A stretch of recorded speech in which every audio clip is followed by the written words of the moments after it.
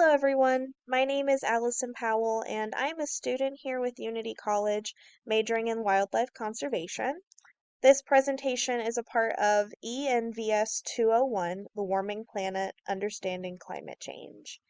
Today, I will be talking about climate change and humans and how current climate conditions have and will impact us both societally and economically. Small changes can cause a very large domino effect, influencing parts of our lives that we may not have considered when looking at the broader picture. So let's dive into that together. Beginning with humanity itself, it is without question that we are already being impacted daily by changes in our climate. Our current society, as we know it, is very young. The human population is growing at an exponential rate, even within our lifetime. In 1804, the worldwide population was sitting at an all-time high of 1 billion people. In less than 220 years, we have grown to over 7 billion humans, with the possibility of reaching 8 billion by the end of this year, 2022. This population boom, along with industry advances and technological growth, has led to greenhouse gas emissions into our atmosphere at a rate we've never experienced and don't really have context for. We will not be able to discuss every possible impact that this will have on our day-to-day lives in the future, but I'd like to take you through several possible changes that we could see of this and how those changes are already taking effect, both on a human community level, a national economic level, and a global economic level. Let's touch on how very small temperature differences can impact us in large ways. When we think of an ice age, we think of the wide-scale landscape changes. We think of most of the Earth being covered in snow and ice and frigid temperatures. But the reality is that during ice age periods, the Earth's average temperature is only cooler by about 5 to 8 degrees Celsius. Average temperature is a very, very important distinction to make because it takes into account temperature globally and not just in one localized area. Usually, temperature offsets itself in different areas. When one area of the world is hot, another area is usually cool, and vice versa, thus maintaining the global average temperature.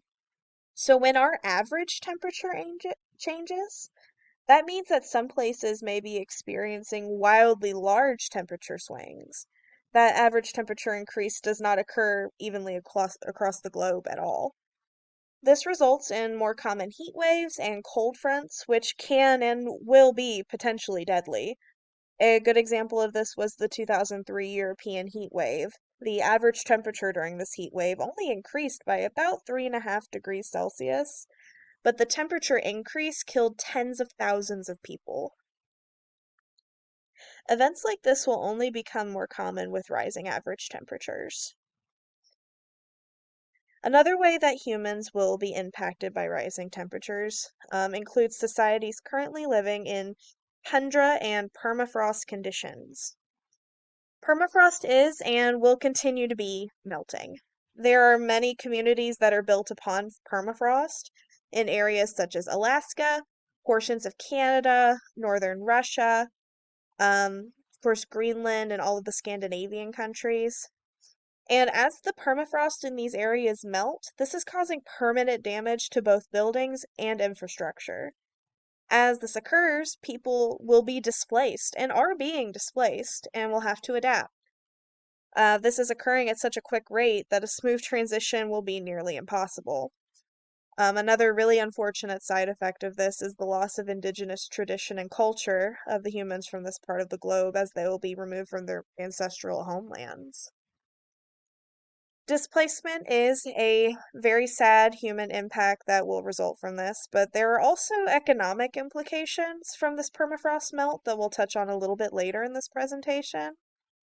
In the meantime, though, another example of impacts on humanity at a community level due to climate change are rising sea levels, which are displacing large portions of the population. As average temperatures rise, our ice caps and sea ice melt, and this increases the amount of water in our oceans. To compound this, as water warms, it expands, as most things do, which again increases the size of our oceans.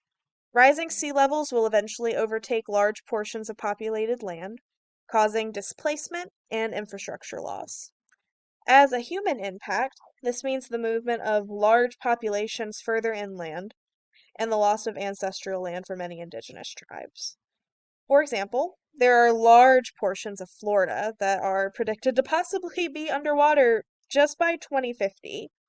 Less than 30 years is a very short amount of time for society to cope with such a large area change, especially with Florida's dense population of about 21.22 million per the U.S. Census Bureau 2020. With these human impacts discussed, I'd like to give you a few examples of different economical factors now that will be impacted by climate change. Touching on rising average temperatures first, we can look at the coffee industry of Ethiopia and South Sudan. The largest and most widely known type of coffee is coffee Arabica, which is grown in high, wet altitudes, primarily in the aforementioned countries of Ethiopia and South Sudan. As temperatures rise, high altitudes are being impacted quicker with temperature changes than lower areas and tropics, and this is due to the feedback loop of snow melt lessening the Earth's albedo. Coffee Arabica, like many crops, has a preferred altitude, humidity level, and all-around environment. As these high-altitude areas are quickly heating up, coffee farms are being quickly impacted, and soon may be inviable at their current locations. In combination with crop loss, the moving and adaptation of farms and farm infrastructure will have a very large financial cost, both nationally and at a global level. This impact for both the national economies of the countries who export the coffee and overall global economy due to the number of countries that buy and use coffee and coffee-related products. This could also result in food supply shortages due to loss of suitable environment for crucial crop production. Coffee is not going to be the only crop that is affected. On that note, touching back on permafrost and the societies that live in them, referencing Population and Environment, a paper by J. Ramage and others in 2021, the current population living in the Arctic circumpolar permafrost region is about 5 million inhabitants. Per this same study, about 3.3 million of this population live in settlements, where the permafrost will likely disappear completely by 2050. That is less than 30 years to both plan for and relocate several million people. That is a large economic impact in itself in the inland areas where these people will likely have to relocate, and also includes the financial loss of the infrastructure damaged and loss to melted permafrost. But many of these areas also host large fishing communities, which bring in money into the economies of the 8 countries included in the ACPR. This in turn will impact global economy from the decline in exports from several major countries, including the US, Canada, and Russia. Now, returning back to rising sea levels, we touched lightly on the human impact of displacement due to rising water. But what about economically? Looking at Florida, for instance, Miami, Florida is already a high-risk flooding area. In 2005, it was assessed that about 400 million in assets were at risk to flood at any given time in Miami. And this is growing exponentially, estimating to grow by 3.5 billion by the 2070s. The tourism of Miami feeds largely into the economy of the state of Florida, and thus into the economy of the United States, with Florida being the 3rd most populated state in the country.